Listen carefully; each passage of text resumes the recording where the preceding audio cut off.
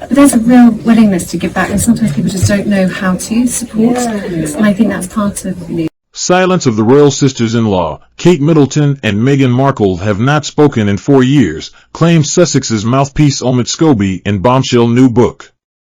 The Princess of Wales and the Duchess of Sussex have not spoken since 2019, the Duchess's controversial biographer suggests. In a piece in a French magazine to publicize his new book on the royal family, Omid Scobie also waspishly claims that Kate spent more time talking about her sister-in-law Meghan than she ever actually spent with her. He claims that Harry and Meghan sent the Waleses 3 children gifts last Christmas, but that William and Kate did not respond with so much as a text.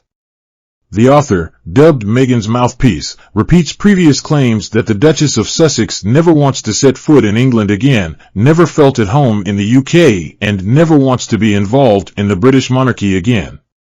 But he says Harry has said he is ready to forget the recent troubles with his family and has given up on getting the apology or explanation he has previously demanded, quoting the prince as saying, "At this point, who cares, right?" The claims emerged yesterday in Paris Match to publicize Scobie's second royal tome, Endgame, Inside the Royal Family and the Monarchy's Fight for Survival. His first was Finding Freedom, the rabidly pro-Sussex account of Harry and Meghan's romance, wedding and decision to acrimoniously quit as working royals. The article in Paris Match, ahead of the book's publication on Tuesday, is a tangled mass of quotes from it, combined with Scobie's own opinions on the state of the royal family and seemingly the interpretation of the magazine's journalist. Several new claims are made, but none is obviously explosive, so far, although Scobie has conducted several pre-publication interviews to be aired over the next few days, and there is no doubt that the palace views his public vendetta with the royal family as unhelpful. Many insiders point out that it is no surprise Kate and Meghan have not been in direct communication for 4 years, as Scobie describes it, because the Sussexes left for Canada with baby Archie in the autumn of 2019 and the Duchess has returned to the UK, briefly, only 4 times since.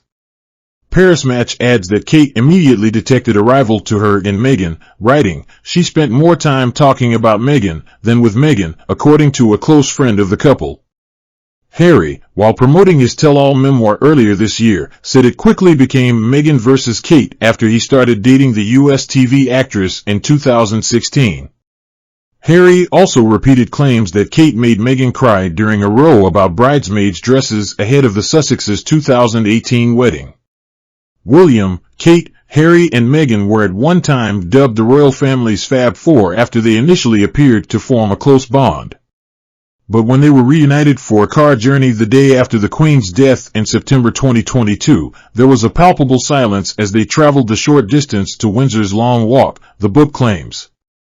The magazine goes on to say the book describes the complete breakdown of relations between the brothers, saying, "Not even a text message at Christmas," although, according to Scobie, Meghan and Harry had sent gifts to Kate and William's children. While neither Buckingham Palace nor Kensington Palace wants to comment on the claims, the book's publication is unlikely to do anything to bolster hopes that Harry may one day be reconciled with his family. Last week it was suggested there was a thawing of relations after sources close to the prince leaked to Chosen Media that he had a warm conversation with his father when he rang to wish him a happy 75th birthday.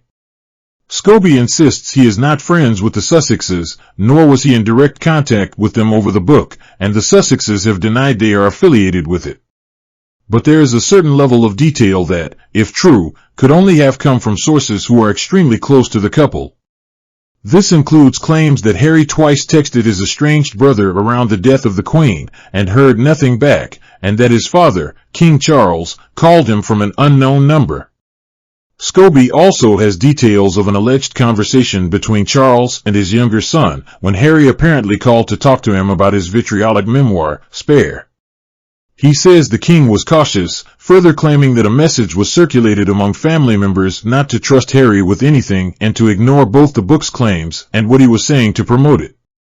Paris Match also reports that Scobie will say it was Harry's aunt, Princess Anne, who persuaded Charles to withdraw the use of Frogmore Cottage from the Sussexes, prompting the prince to plead, "Don't you want to see your grandchildren anymore?" And Scobie says that only Harry's uncle, Prince Edward, was concerned about the prince's mental health. He even accuses the king of being more worried about the pressure on Prince Andrew in the wake of the Epstein scandal. The magazine says, meanwhile, the king could not bring himself to hurt his brother. He was in tears because he was afraid for Andrew's mental health. Charles leads with his head and his heart. William is colder. He wants the job done, and he had no problem with casualties along the way. There are clear howlers in the extracts from the book that have been released, including the suggestion the Prince of Wales is eager to ascend the throne. Friends of William have made clear that he wants to ring-fence his 3 young children for as long as possible and has no desire to hasten his progress towards becoming king. It follows Prince Harry's own accounts in Spare, which recounted that Meghan had a strained relationship with his sister-in-law. The rift between them was laid bare when the Duke of Sussex released his sensational tell-all memoir last year, writing in extraordinary detail about how the women were both left in tears during the infamous bridesmaid dress row. He also detailed a disagreement over a shared lip gloss and how Kate was left hurt by Meghan's comments about her baby brain while pregnant. Elsewhere, Harry revealed how the Waleses were left annoyed when the Sussexes didn't buy their family Easter gifts. Endgame is also set to deal with allegations of racism within the royal family. Scobie, who wrote a biography of the couple finding freedom in 2020, unveiled the cover of his latest project this month, calling it a penetrating investigation into the current state of the British monarchy. One chapter will be called Race and the Royals, Institutional Bigotry and Denial, and is likely to tackle claims of racism within the firm. The Duke and Duchess of Sussex famously told US TV host Oprah Winfrey that an unnamed member of the royal family had questioned what skin color their son Archie, at the time not yet born, was likely to have. Palace aides have said they are unlikely to comment on the book, but told the Mail on Sunday any charges of racism will be robustly rebutted.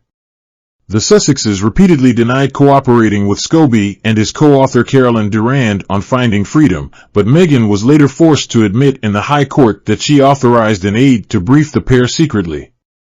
Scobie, 42, who was the royal executive editor of Yahoo News until July of this year, has also shared a sneak peek of what readers can expect from the book in a picture of his work posted to X/Twitter. The front cover shows 3 royal couples, King Charles and Queen Camilla, the Prince and Princess of Wales, and Prince Harry and Meghan. The promotional material for the new book has already branded Prince William power-hungry and Charles unpopular. A source told the Mail on Sunday earlier this month, "I've been told this is bad, very bad. It is unlikely that royal aides will comment, but if there are charges of racism, they will, of course, be robustly rebutted." Endgame is likely to cause further disquiet at Buckingham Palace. Although the author boasts that he interviewed family members, sources close to the Sussexes have previously distanced them from the book, indicating to Mail Online they had nothing to do with it. The book, subtitled Inside the Royal Family and the Monarchy's Fight for Survival, is billed as an explosive look at events surrounding the Queen's death. The Amazon sales pitch states, Queen Elizabeth II's death ruptured the already fractured foundations of the House of Windsor and dismantled the protective shield around it. Scobie claims to have interviewed current and former palace staff, trusted friends of the royals, and even the family members themselves. It was due to be published in August, but the date was pushed back to include events surrounding the coronation. A publishing source in America told the Mail on Sunday, "The word is this is going to have bombshell after bombshell." Some are even speculating it may name the person who questioned what color Archie's skin would be. Everyone knows Omid is the Sussexes' unofficial mouthpiece, so it's fair to say there will be a huge deal of interest in this book on both sides of the Atlantic. Chapter headings include, Shaky Ground, The Queen is Dead, The Monarchy Faces Trouble, The Fall of Prince Andrew, Scandal, Shame and Silencing Jane Doe, Race and the Royals, Institutional Bigotry and Denial, Gloves On, Prince William, Heir to the Throne, and Gloves Off, Prince Harry, Man on a Mission. Publisher HarperCollins has previously said that the book will have the world talking, and Scobie has warned it will reveal moments the royals should be ashamed of. In Finding Freedom, Scobie wrote in detail about the first night Meghan and Harry spent together and recounted seemingly verbatim conversations between the Sussexes and senior royals. He has continued to be a favorite journalist for the Sussexes and is often the first to post information about their charitable endeavors and awards on social media.